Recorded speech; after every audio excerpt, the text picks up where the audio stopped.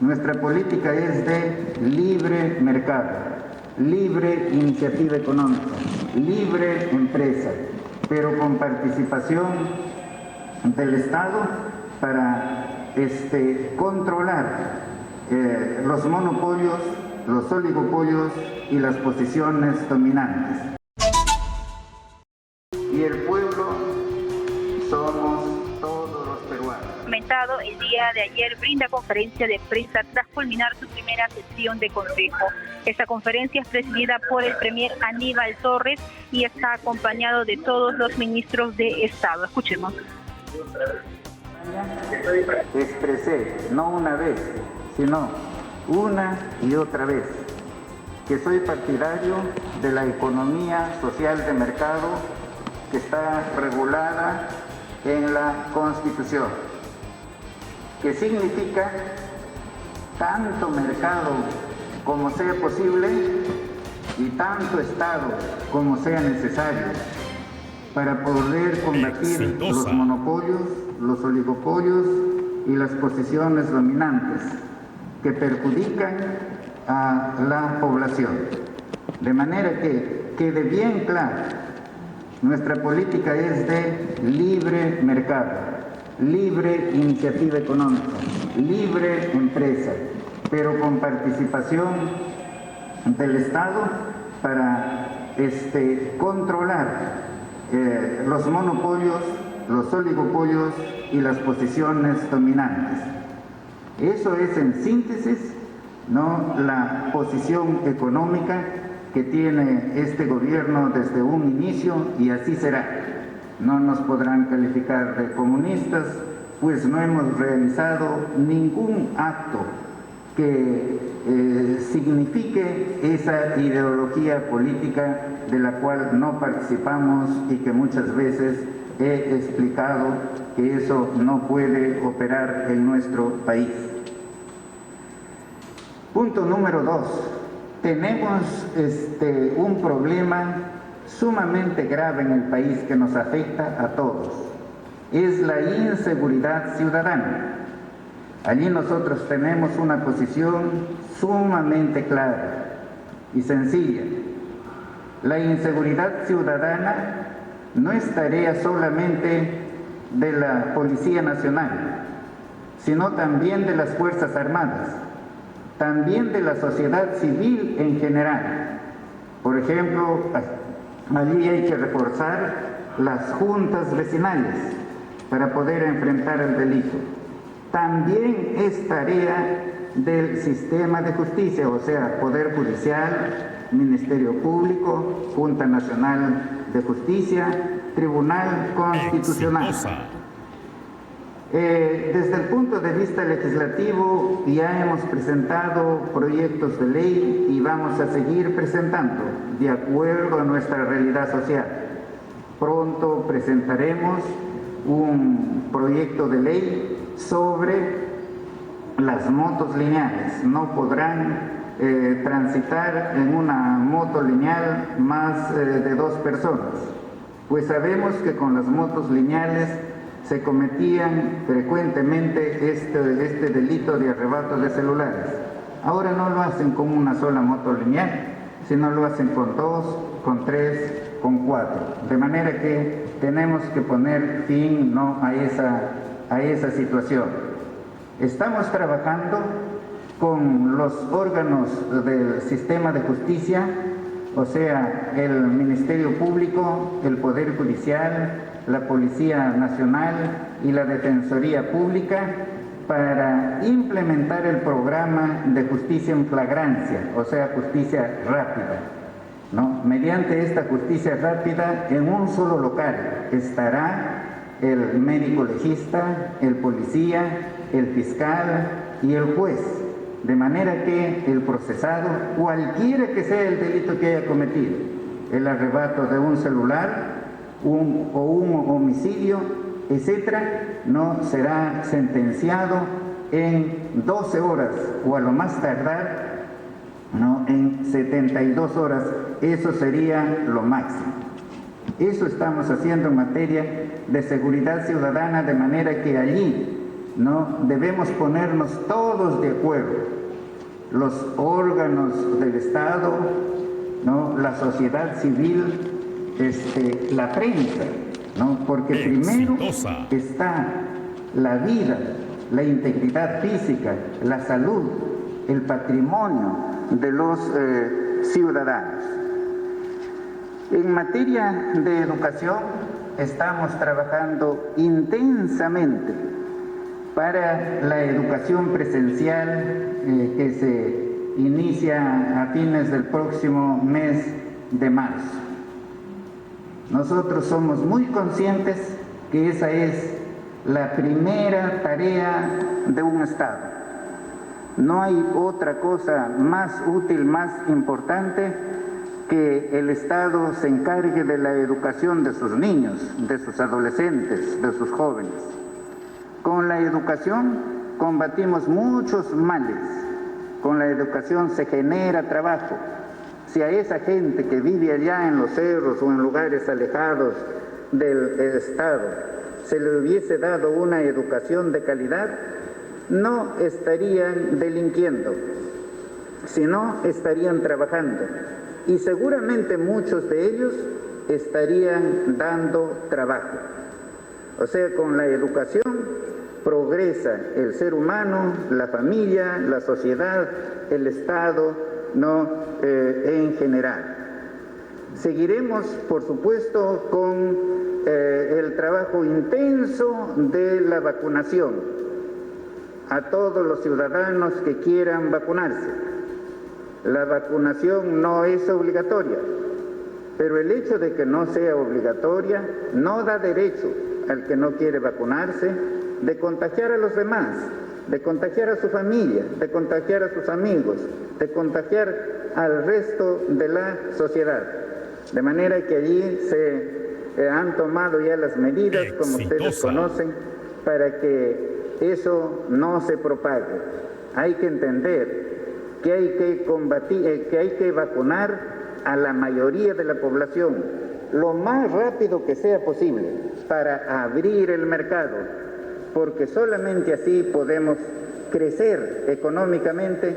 Si crecemos económicamente se genera trabajo, ¿no? Y si se genera trabajo hay impuestos, ¿no?, que van a engrosar el tesoro público, y si hay eso se va a poder atender las necesidades fundamentales de la educación, de la salud, de la recreación, de la infraestructura, ¿no?, de atención a la segunda reforma agraria. Tenemos que atender, ¿no?, a la reforma agraria, tratar de crear microempresas agrarias allí,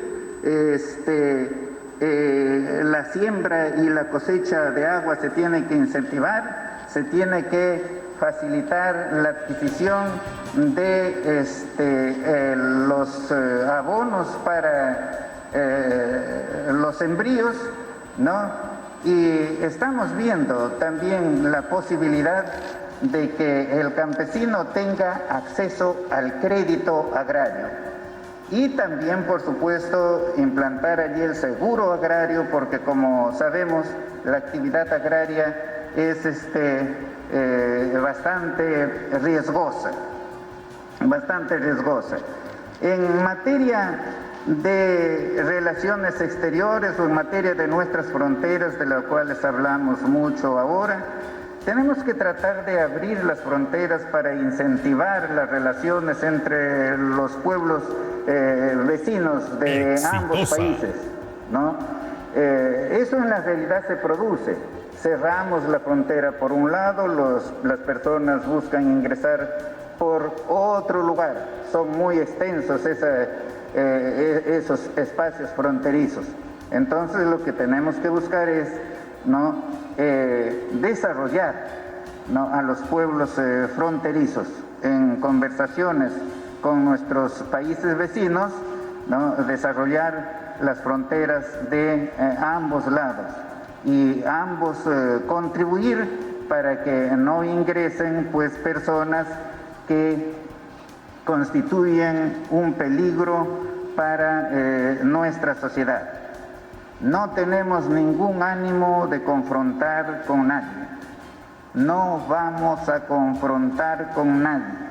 Nos provocarán, pero ahí quedará porque nosotros no responderemos. Yo soy muy consciente, yo he estudiado en la universidad y recuerdo que cuando he estudiado Sociología General me enseñaron el tema del estatus personal, de manera que soy muy consciente, ¿no?, sobre el papel que tengo que desempeñar. Una cosa es el papel que desempeña la persona en su casa, en el colegio, en el club. Otra cosa es, por supuesto, ¿no?, el papel que tengo que desempeñar aquí en el ejercicio de este cargo, y también todos los señores ministros aquí son muy conscientes de ello. Tienen un gabinete dialogante, ¿no?, que contestará siempre a ustedes, ¿no?, cuando lo soliciten en cualquier momento. Muchas gracias. Aquí los señores ministros van a hablar sobre los temas que hemos acordado ahora en el Consejo de Ministros. Como ustedes saben, estamos trabajando desde muy temprano. Hemos tenido una reunión con los señores gobernadores regionales, ¿no? Estamos todos plenamente de acuerdo allí para trabajar conjuntamente a fin de descentralizar un poco el poder, a fin de descentralizar las decisiones y a fin de permitir, ¿no?, a los gobernadores tener participación en las decisiones que toma el Estado.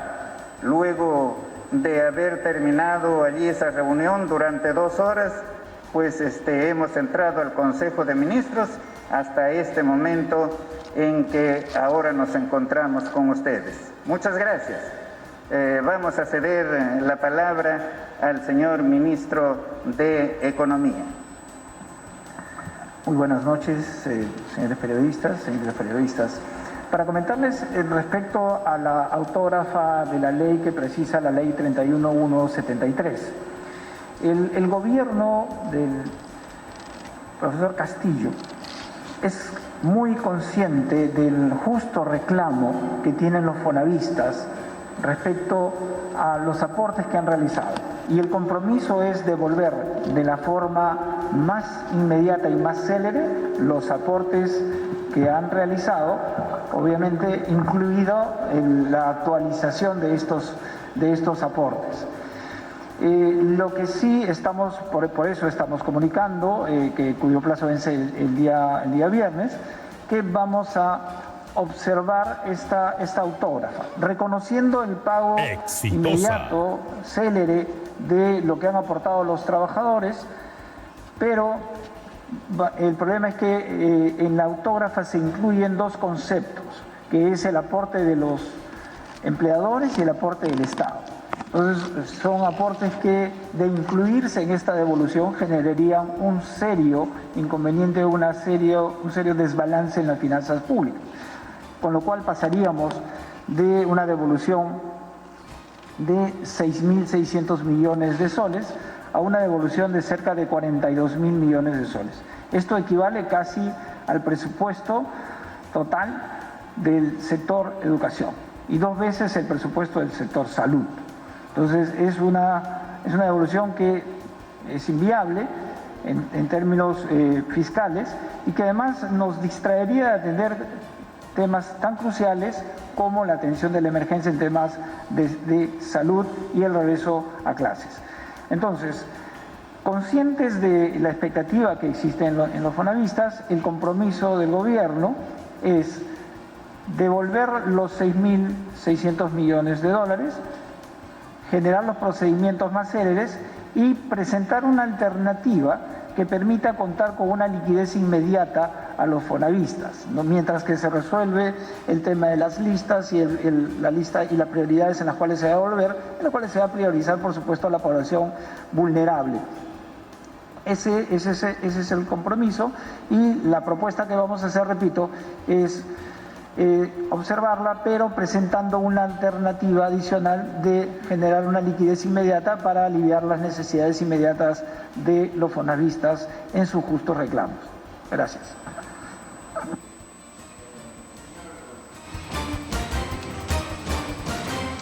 Exitosa.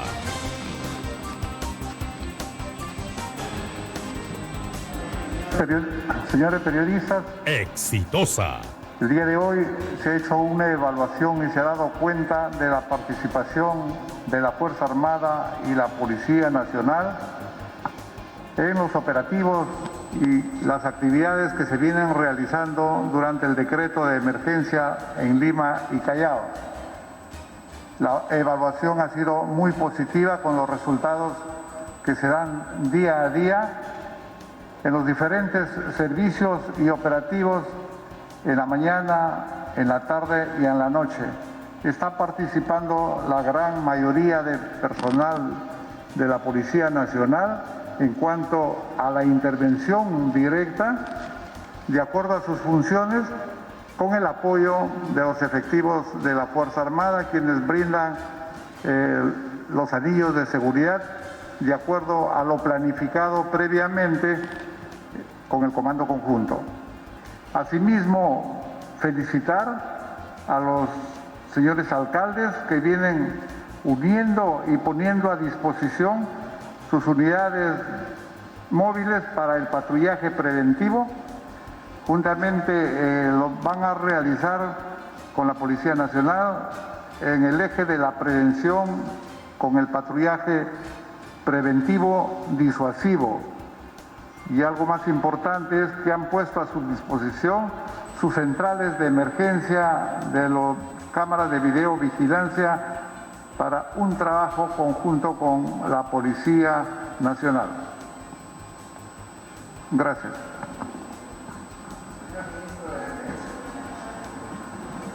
Exitosa. Buenas noches, señores periodistas.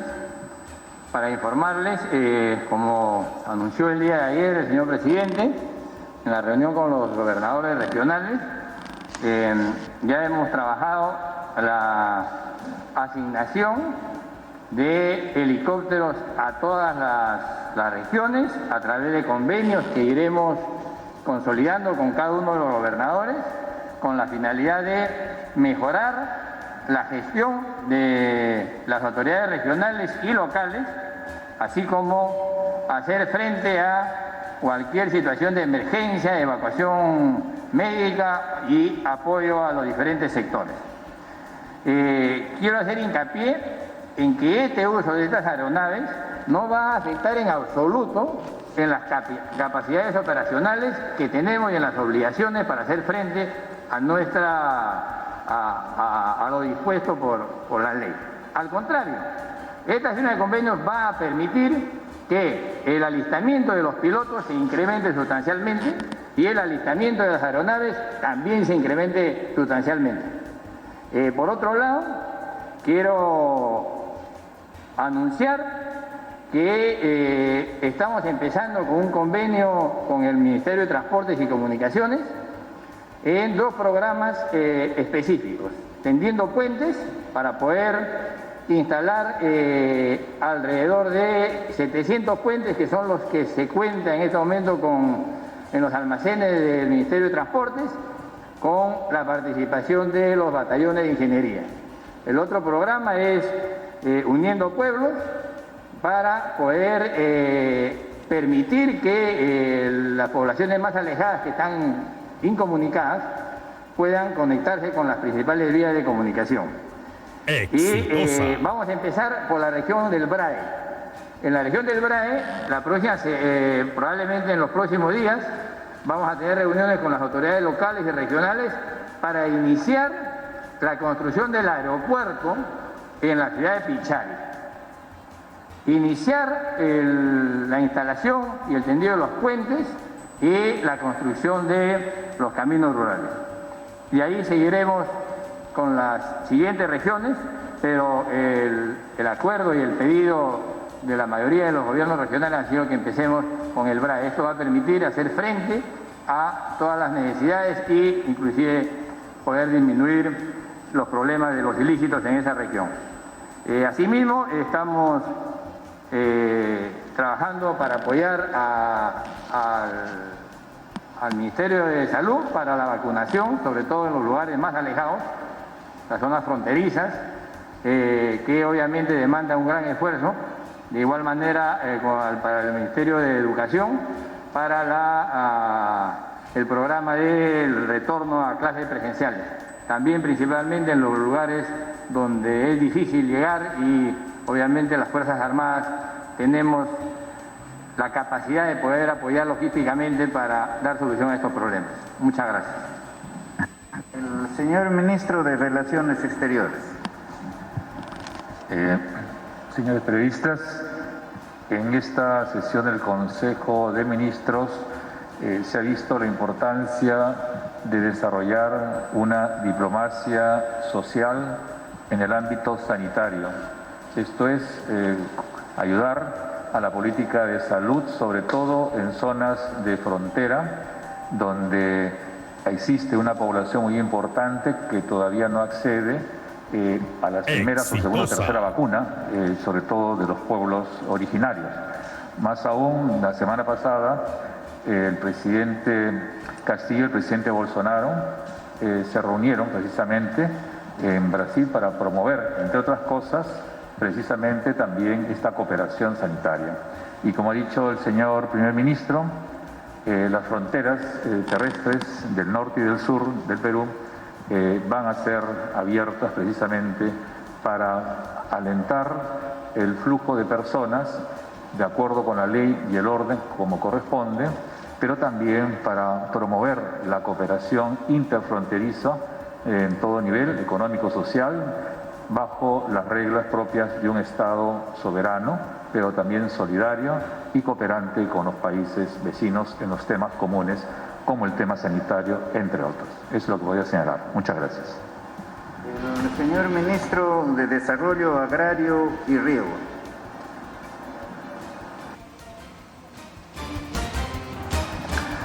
Bueno, buenas tardes, señores periodistas. Ha sido pues muy importante la reunión que hemos tenido y básicamente en el Ministerio de Desarrollo Agrario y Riego les hablaremos de la segunda reforma agraria. Indicarles primeramente que no hay que tener miedo. Mucha gente ha llamado, muchos productores, diciendo de que esto suena a la primera reforma y no es así. Esta segunda reforma agraria consiste en que todos los hombres y mujeres del campo, prácticamente entre todos, se tiene que encaminar. Los pequeños que pertenecen a las comunidades de la sierra y de nuestra selva, aquellos están en crecimiento o transición, y también a nuestros hermanos agroexportadores. Y mediante la plataforma nacional, nos hemos reunido los diversos gremios, tanto los pequeños, los medianos y los grandes. Nuestros hermanos agroexportadores van a enseñar a vender en el mercado internacional los productos que producen, que cultivan nuestros pequeños agricultores, pero a cambio de incentivos, digamos incentivos tributarios de acuerdo al porcentaje de cuánta producción le compran a estos pequeños y le llevan al mercado internacional.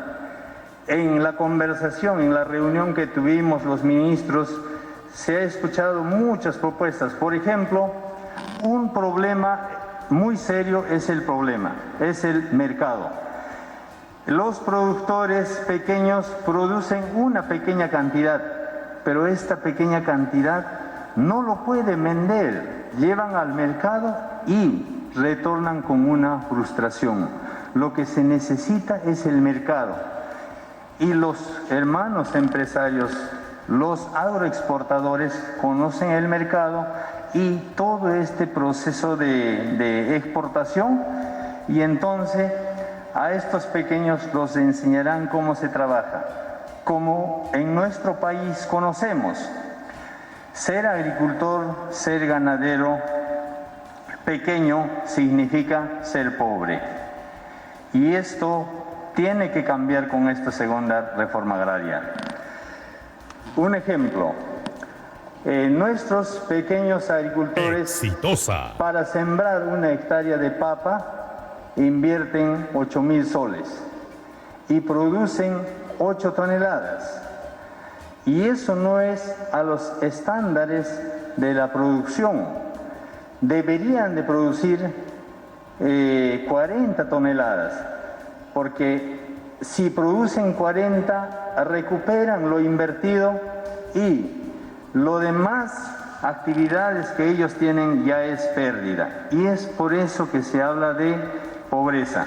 Ellos, con la mano del Estado, con el asesoramiento desde un inicio hasta el final, tienen que pues producir mínimo 35 toneladas a 40 toneladas, restando las 8 toneladas que es costo de inversión de producción, el resto es ganancia. Y esto se tiene que trasladar a nuestros arroceros, a nuestros maiceros, a nuestros cafetaleros y a todos. Y entonces el Estado tiene un compromiso serio de dotar de tecnología, que significa participar en todo el proceso productivo. Entonces encaminaremos con todos y con todas esta importante reforma. Muchas gracias.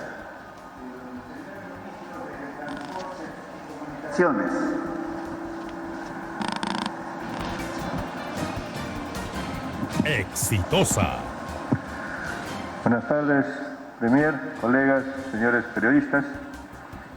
En primer lugar, comunicarles que en el marco de la descentralización y la zona de emergencia que vive el BRAE, esta tarde en la reunión del Consejo de Ministros se ha visto conveniente hacer un convenio con el Ministerio de Defensa a fin de empezar a desarrollar la zona del BRAE y de esa manera brindarle otras oportunidades al campesino y sobre todo al agricultor, de tal manera que ellos tengan mejores oportunidades y puedan tener un mejor nivel de vida. En ese sentido, ratificar lo que dijo el ministro de Defensa es ver por el mejoramiento y sobre todo por la ampliación de la pista de aterrizaje del aeropuerto de Pichari, pero además también trabajar en la conexión de puentes terrestres de tal manera que pueda haber transitabilidad de las personas y sobre todo para dinamizar la economía del BRAE, pero también trabajar en lo que es carreteras de penetración de tal manera que puedan llegar a lugares más alejados y los más difíciles y sobre todo llegar a las zonas agrícolas y de producción de la zona del BRAE. De esa manera estaríamos empezando a darle un mejor nivel de vida y desarrollo al BRAE, que está por más de 40 años en emergencia. Gracias.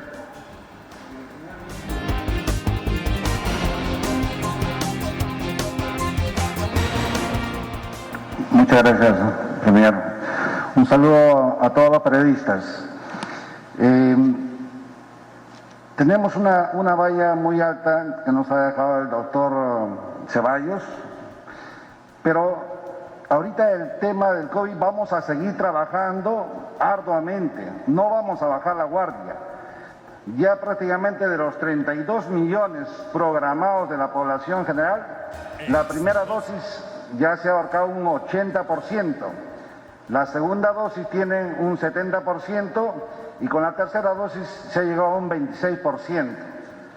Si bien es cierto, en este mes hemos llegado a casos del COVID-19 incrementado, prácticamente en la segunda semana hemos llegado a tener 341.000 casos, pero ha ido bajando a 200.000 la siguiente semana, 75.000 y ahora prácticamente en la última semana estamos con alrededor de 5.000 casos del COVID-19 en la variedad de Omicron.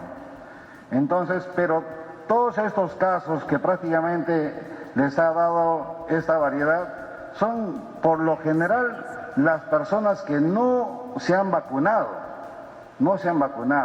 Entonces, a través de los medios de prensa, aprovecho la oportunidad, por favor, a vacunarse.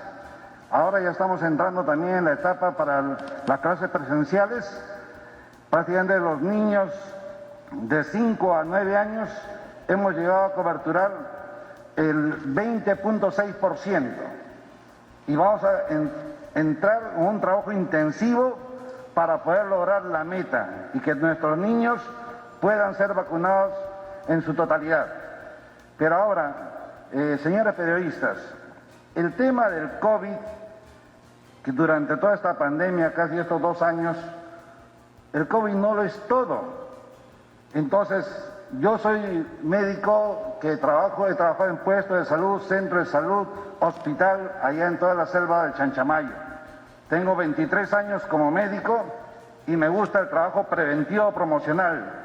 Y le vamos a dar el enfoque preventivo promocional al primer nivel, porque prácticamente el 75-80% de toda la población del Perú se ven en los puestos y centros de salud.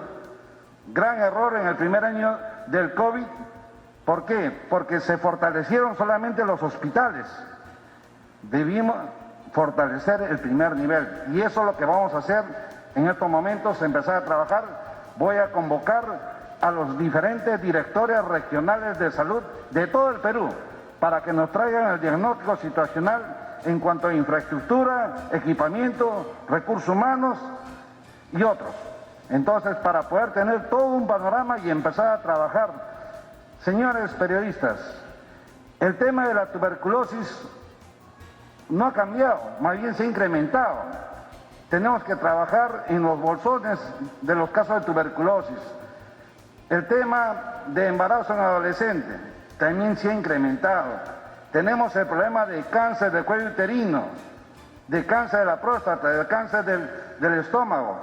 Tenemos diferentes enfermedades que no han desaparecido con el COVID, más por el contrario se han visto abandonados. Nuestros pacientes prácticamente con esto del tema del COVID no son atendidos en los establecimientos de salud. Tenemos pacientes que adolecen su problema de cálculo de la vesícula y están durante meses y meses esperando ser operados.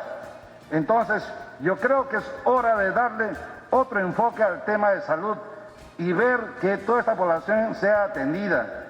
Entonces, también estamos tocando el tema hoy día para poder destrabar todos esos hospitales, establecimientos de salud que están en arbitraje. Les doy un caso, por ejemplo, el Antonio Lorena, que han pasado creo 3 gobiernos y todavía no está entrando en funcionamiento total. El caso del hospital de Pichanaki, de la Selva Central, está también en ese mismo camino. El tema del hospital del Carmen de Huancayo. Y son los y ahorita cuando voy a tener reunión con todos los directores regionales de salud a nivel nacional, entonces vamos a identificar los diferentes establecimientos de salud que están en problemas de arbitraje. Ya hablé con la doctora Silvana Robles, que es parte de la Comisión de Salud, para ver el mecanismo legal para destrabar y que esos establecimientos de salud se concluyan, terminen y estén en funcionamiento a favor del pueblo. De igual manera, hemos conversado, necesito saber el tema presupuestal para ver la construcción de nuestros establecimientos estratégicos que ya están programados durante años. Entonces, poder construir nuestros puestos de salud, nuestros centros de salud y hospitales que requiere toda la nación. Así es, amigos. Muchas gracias, señor Premier. Muchas gracias, señor periodista. Gracias, señor Premier. Señores periodistas, tengan todos ustedes muy buenas noches. Para informarles, por orden y despacho de Premier y por disposición de un trabajo comandado por el Presidente de la República, que a la fecha son más de 850.000 vacunas que se han puesto a nivel nacional en nuestros pueblos originarios y nuestros pueblos afroperuanos. Es disposición del presidente de la República que ningún niño, que ninguna niña de los pueblos más alejados de nuestro país se quede sin vacuna. Esto no es suficiente, seguimos trabajando, pero es un gran logro. Y para ello hemos trabajado en coordinación con el Ministerio de Salud, con el Viceministerio de Interculturalidad, en el sentido de que las 44 lenguas originarias que tiene nuestro país puedan ser trasladadas a través de diversos profesionales y seguir llevando la concientización que corresponde para que estas 850.000 vacunas sigan creciendo, porque esa es una disposición del presidente de la República y es algo a lo cual ha puesto mucho énfasis. Hay que llegar a los extremos más recónditos de nuestro querido Perú. Por otro punto, señor primer ministro, hemos presentado al Congreso de la República el proyecto de ley mediante el cual se cambia el nombre del Ministerio de Cultura por Ministerio de las Culturas. Culturas que nacen de nuestros 55 pueblos originarios. Ya tenemos dictamen favorable de la Comisión de Cultura del Congreso, tenemos dictamen favorable de la Comisión de Descentralización y estamos a la espera que el Pleno del Congreso pueda programar y agendar el debate de esta ley, que es una ley absolutamente justa para el país. Muchas gracias, señor primer ministro. Señor ministro de la Producción, por favor. Buenas noches, señores periodistas. Hoy hemos tenido una ardua tarea, hemos estado en Consejo de Ministros, dirigido por nuestro señor Presidente de la República y nuestro Premier. Ha sido una tarea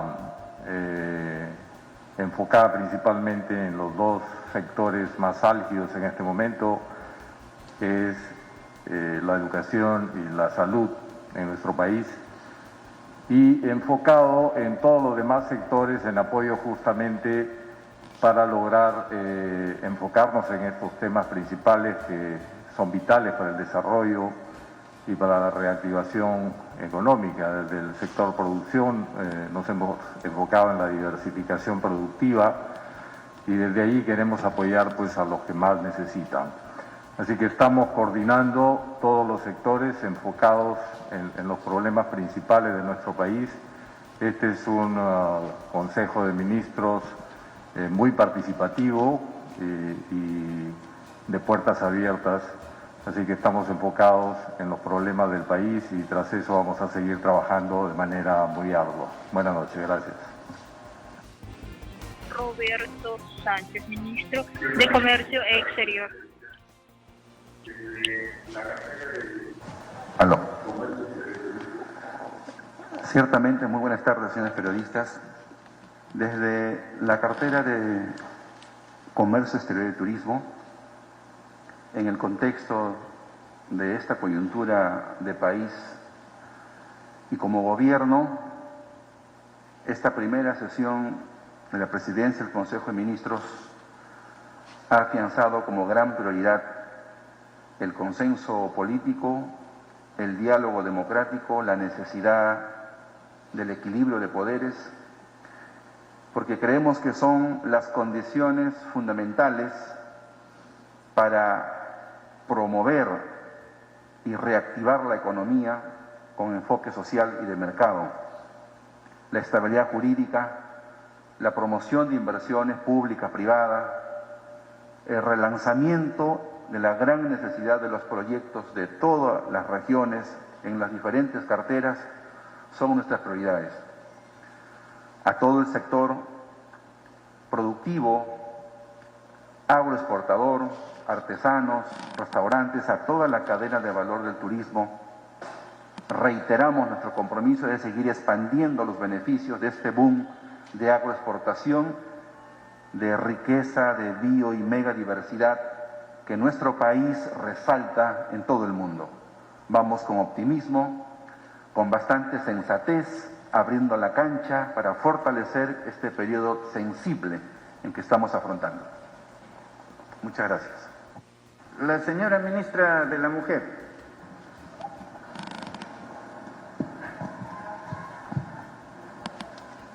Buenas noches, gracias, Premier. Soy de quienes hemos inaugurado en la sesión del gabinete hoy día, decirle que recogiendo las expectativa del señor presidente de la reunión con los gobiernos regionales, le expresamos a todo el gabinete que íbamos a retomar la estrategia Gobernando Juntas para favorecer a las alcaldesas del Bicentenario, que son alcaldesas que terminan su gestión este año y que han trabajado arduamente en estos años para presentar sus proyectos de inversión y que estamos pidiendo, como se ha venido haciendo, ¿no?, desde la sociedad civil en diciembre, pero ahora desde el Estado al MEF y a la PCM, de priorizar los proyectos de inversión de las alcaldesas del Bicentenario. Igual he participado en todos los puntos de la reunión hoy y también con apertura llamando a la sensibilización de que todas las dificultades, problemas que tenemos en el país nos afectan de manera diferenciada a hombres, a mujeres, y que y he recibido recepción de parte del gabinete. Ya próximamente presentaremos al Premier y al Presidente cuáles son las prioridades del Ministerio de la Mujer y Poblaciones Vulnerables. Gracias. Señor Ministro de Vivienda, Construcción y Saneamiento. Muchas gracias, señor Premier. Señores de la prensa, buenas noches. Respecto a los temas tratados el día de hoy en la reunión de Consejo de Ministros, esencialmente a la problemática que se viene tratando en el BRAE. Los proyectos de inversión por parte del Ministerio se están trabajando, coordinando con las autoridades regionales, locales también. Como parte de la política de gobierno de nuestro presidente era agilizar el trámite de lo que son trabajos de expediente técnico para luego hacer los trabajos del financiamiento de los mismos, por ende la ejecución. Lo que siempre coordinamos con nuestras autoridades es que la calidad de gasto de estos trabajos que se tiene que realizar tiene que ser de la mejor manera. Tenemos cerca de 6.000 millones de soles en proyectos paralizados que nos preocupan sobremanera, pero esto es debido a que muchas veces cuando se hace el traslado de las unidades ejecutoras a los gobiernos regionales y locales, el problema es que la administración de estos se lleva de mala manera, por ende, obras paralizadas. El trabajo del Ministerio de Vivienda es hacer el seguimiento conjuntamente con estas autoridades para que la inversión llegue de buena manera a ese Perú profundo por el cual estamos trabajando. Eso es todo lo que tengo que informar, señor Primer Ministro. Muchas gracias. Gracias. El señor Ministro del Ambiente.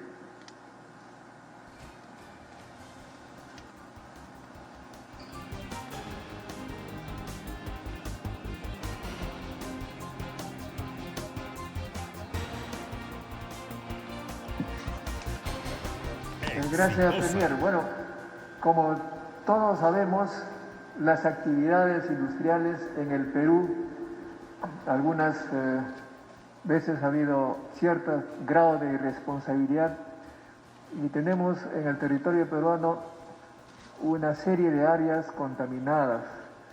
Conocemos varias, ¿no?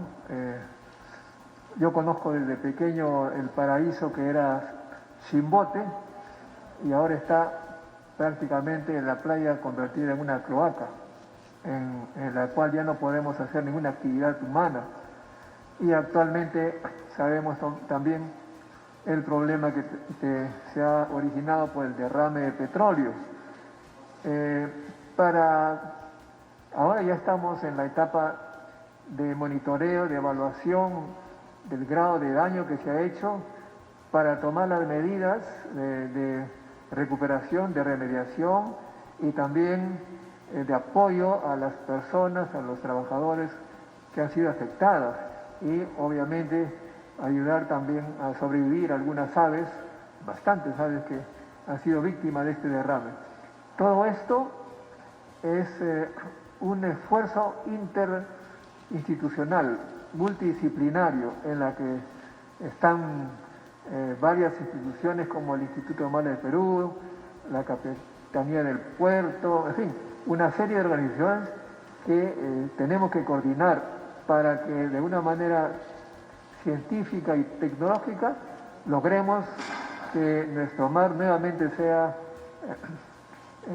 pasible de ser utilizado para beneficio de todos nosotros, sobre todo para los pescadores artesanales, porque ellos trabajan para sobrevivir en este medio. Eso es lo que podría informar en este momento, y el presidente Castillo nos ha dado las indicaciones de hacerlo en el terreno y con el uso de todas las tecnologías que esté a nuestro alcance, y además con la cooperación internacional. Ha venido un grupo de las Naciones Unidas y también de otros países individuales que nos van a apoyar con su conocimiento científico y poder reforzar lo que tenemos aquí en Perú. Muchas gracias. Bien, cerramos con el señor Ministro de Educación. Buenas noches, señores periodistas. Efectivamente, dentro del marco de la prioridad que tiene el equipo, el Consejo de Ministros, con el liderazgo del presidente, la prioridad es el retorno a clases. Y para esa actividad, para esa prioridad, se viene trabajando arduamente respecto a aspectos principales como es la habilitación de las instituciones educativas. Y yo quiero agradecer a los medios de comunicación que nos ponen al tanto de alguna dificultad que haya en cada una de las provincias, en los distritos, porque eso nos permite atender y tener una mirada que permita corregir algunas situaciones que de orden administrativo están retrasando la atención de las instituciones educativas.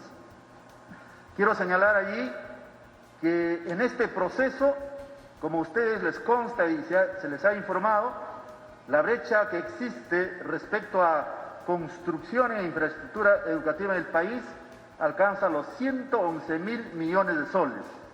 Entonces, en esta etapa, esa brecha y esa herencia histórica que nosotros estamos asumiendo como gestión, en esta etapa para el retorno a clases, nos corresponde la habilitación de la escuela, es decir, el acondicionamiento, ver qué factores permitan acondicionar de mejor manera la escuela para recibir a los estudiantes. La meta es que el 28 de febrero las instituciones educativas abran las puertas y poder recibir a los estudiantes. Luego tenemos un aspecto también que es necesario comunicar. Se está cerrando el proceso de contrato de los docentes y agrada señalar que allí estamos pasando en el promedio el 90%. Hay regiones que han alcanzado el 98, 97% de contrato de maestros. Eso significa que los maestros que van a ir a la escuela el 28 de marzo tienen que estar contratados y van a estar presentes en la escuela. Por otro lado, también debo informar, y aquí una noticia buena, es que nosotros hemos retomado el trabajo con Proinversión y ahí tenemos ya la definición de construcción de 3 COAR: Pasco, Huancavelica y Cusco. Este proyecto comprende diseño, financiamiento, construcción e implementación de infraestructura educativa y adicionalmente la operación por 20 años. Viene una segunda etapa para seguir atendiendo con Proinversión también otros COAR. Y así estamos en esa preocupación de destrabar algunos aspectos que en las regiones hemos encontrado respecto a construcción de infraestructura educativa. Allí estamos tratando de que PRONIET tenga que ser más flexible y atender mucho más rápido. Hemos encontrado en esa dimensión y creo que en los próximos días debemos estar solucionando varios temas que hemos conversado el día de ayer con los gobernadores regionales y que nos permite identificar dónde hay que actuar de mejor manera, teniendo en cuenta que hay que terminar también algunas obras que tienen un saldo de balance para su culminación. Y ese tema tiene que ser atendido de mejor manera y lo más rápido posible.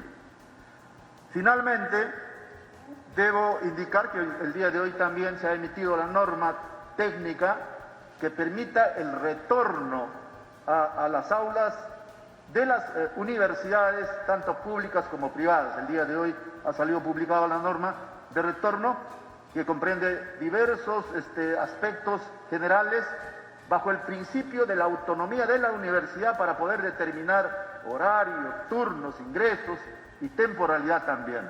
Eso es en grandes rasgos lo que yo puedo señalar. Y adicionalmente el día de hoy el equipo ha discutido, ha conversado, ha dialogado el tema del dictamen aprobado en el Congreso, pero que en todo caso nos ha permitido tener una discusión muy rica respecto a este tema y que nos ha permitido tener una mirada más holística, una mirada en visión prospectiva de lo que queremos efectivamente con la educación en el país, y eso nos va a permitir comunicarnos mucho más o convocar a los actores a efectos de tener una mirada, reitero, mucho más con visión prospectiva respecto a lo que queremos nosotros como la gran reforma educativa que necesita el país. Bien, hemos oído las exposiciones, pasamos a la estación de preguntas, protocolo va a indicar la modalidad.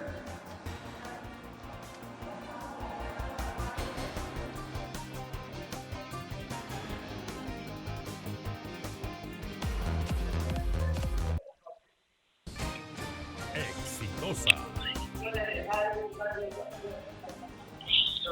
Bien, le están haciendo una consulta a los ministros. Escuchemos. Quizás viéndonos con sus hijos, y una de las preguntas que ellas quisieran hacer que se les absuelvan será seguramente el de la canasta familiar. Los últimos 6 meses ha subido enormemente.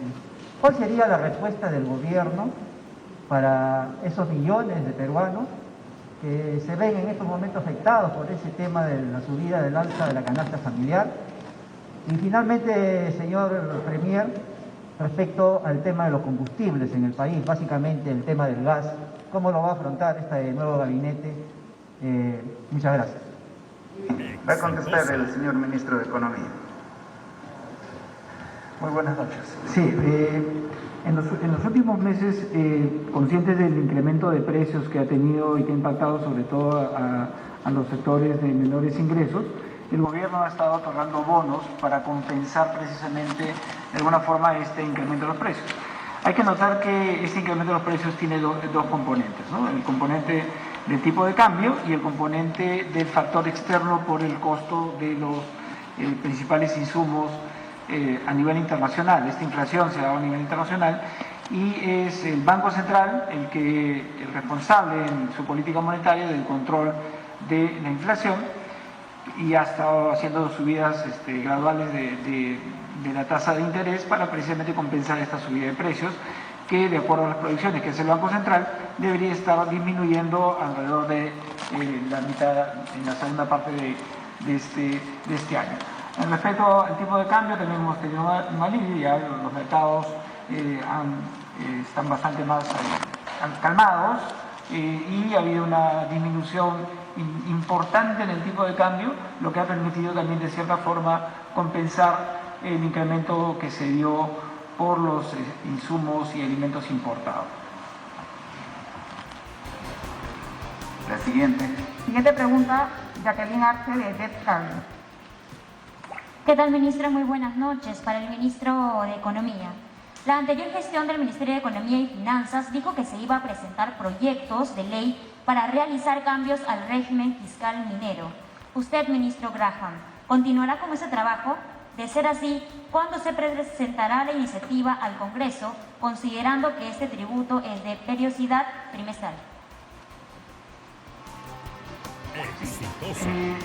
El pedido de delegación de facultades que fue denegado por parte del Congreso sobre estos temas, el compromiso es trabajar de manera articulada y consensuada con una propuesta. En este momento seguimos con la evaluación y no podría dar una fecha en la cual vamos a presentar una propuesta que será discutida definitivamente con el Congreso. Siguiente pregunta, Annelies Martínez de RTP. Muy buenas noches, ministro. Para el ministro de Educación, Rosendo Serna, usted mencionó que la infraestructura educativa es una brecha muy grande de atención el 70% de instituciones educativas se encuentra regular, a mal, y un 40% incluso requiere sustitución total. Estamos a un mes de marzo, fecha en que se ha previsto que se va a retornar a la presencialidad. ¿Considera que estamos en condiciones de hacerlo? Y una pregunta adicional, si me lo permite, para el presidente del Consejo de Ministros. El gabinete anterior tuvo duras críticas por la designación, precisamente de Héctor Valer como presidente del Consejo de Ministros, por las denuncias que ya se saben. Otros ministros de ese gabinete también fueron cuestionados por tener denuncias años anteriores y han sido ratificados nuevamente en el cargo de este gabinete que preside usted. Teniendo en cuenta todo ello, ¿confía usted en que va a obtener el voto de confianza ante el Congreso? Muchas gracias. Bien, con respecto a la pregunta hecha a mi persona como responsable del sector, la novedad de que hay un déficit de 111.000 millones de soles no es una situación que ha ocurrido ayer ni el 28 de julio del 2021 y no ha sido generado por esta gestión. Es la herencia de gestiones anteriores que simplemente no le han dado prioridad a este tema. Siendo herencia, las clases antes de la pandemia se han ido desarrollando de esa manera, porque las comunidades, los padres de familia, siempre han sido creativos, siempre han sabido gestionar la carencia y han cautelado el derecho a la educación. Entonces lo que tenemos que hacer nosotros acá es apoyar la habilitación de aulas. Estamos trabajando fuertemente el tema de habilitación de aulas. Hemos logrado habilitar mucha infraestructura nueva. Yo he estado en Cañete, he estado en La Joya, entregando obra nueva que se ha culminado. Y así como hay muchas instituciones educativas que se van a entregar también. Entonces el hecho de que muchas personas, muchos opinólogos y muchos políticos también ahora aprecian y se dan cuenta de esa brecha grande que hay por infraestructura, a mí me parece bien, porque están tomando conciencia de que hay la necesidad de trabajar ese tema. Y nosotros, bajo el liderazgo del profesor Pedro Castillo, le estamos poniendo prioridad, porque consideramos que eso tiene que atenderse.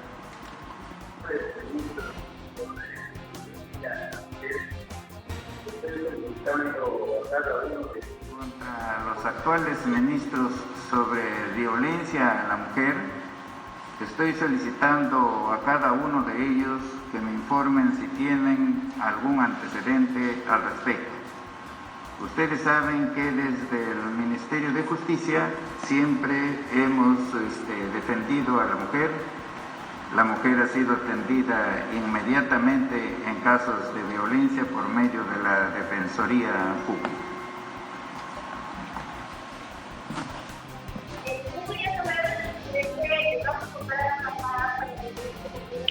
Exitosa.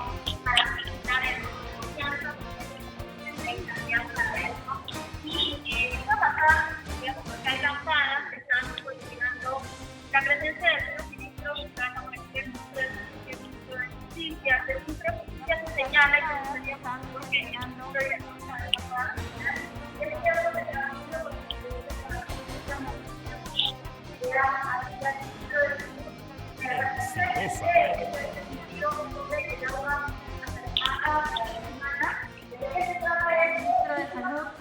respecto a este video que se ha difundido sobre el agua acerrimada o arrecimada, ¿de qué se trata esto y si va a continuar con el proceso de vacunación como se ha venido haciendo hasta ahora? Muchas gracias. Con relación al voto denominado de investidura, vamos a presentarnos al Congreso para coordinar la fecha en la cual el Congreso nos pueda asignar el momento en que nos podemos presentar, o sea, el día y hora. Eso el Congreso lo señalará dentro de los 30 días que están previstos en la Constitución. Sobre la decisión que tome el Congreso de conferirnos o no conferirnos la confianza, eso es ¿no?, decisión única del Congreso de la República. Nosotros aceptaremos, ¿no?, silenciosamente esa decisión. En cuanto a que el ministro de Justicia u otro ministro tenga antecedentes policiales, judiciales, ¿no?, de sus antecedentes no aparece eso, pero en todo caso, de este momento yo le solicito a él públicamente, ¿no?, que nos haga llegar las denuncias que pueda tener el estado en que se encuentren esas denuncias y sobre qué materia son esas denuncias. Creo que había otra parte de su pregunta. Para el ministro de Salud. Ya, muy bien. Muchas gracias. Siempre he trabajado en la parte preventiva promocional en mis 23, 24 años de médico y no he borrado nada de lo que es de mi página del Face. Ahí ustedes pueden ingresar. No tengo por qué borrar nada.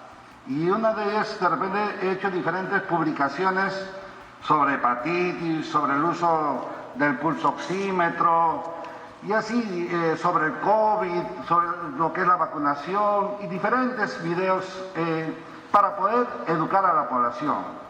Y de repente este producto, que no le voy a hacer propaganda, este producto es un tipo de agua racimada y que tiene permiso de la DIGEMIT, de DIGESA y de la FDA, y que se puede comercializar en las diferentes boticas y farmacias. Es un producto que es a nivel mundial, en diferentes países tiene su patente. Puede ingresar al NHT Global y ahí lo van a ver. Y ahí tiene permiso, como le digo, de todas estas entidades que autorizan la venta de estos productos. Porque yo soy un médico profesional y me gusta trabajar con mis pacientes. Pueden averiguar mi labor como médico en Chanchamayo y siempre he hecho la labor como médico en la parte preventiva. ¿Sí? Muchas gracias.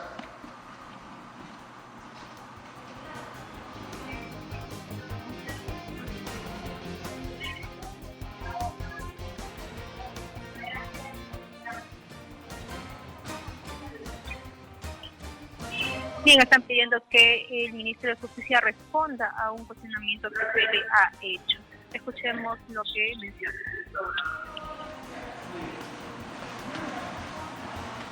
Gracias, Premier. Señora periodista, buenas noches. Primero, para decirle que yo tengo más de 25 años como abogado y siempre me he conducido por una línea recta. Ustedes van a ver durante el tiempo que he ejercido como juez mis decisiones. Y en ningún lugar donde he trabajado estoy comprendido en algún tipo de actos disciplinarios. Ahora bien, con respecto a la pregunta que me hace la señorita periodista, para decirle que yo, para ser convocado por el presidente, he tenido que conversar con el presidente, ¿no?, y también con el premier. Entonces, esa es mi respuesta, señorita. Lo demás no conozco porque recién me acabo de enterar por usted. No tengo conocimiento. Gracias.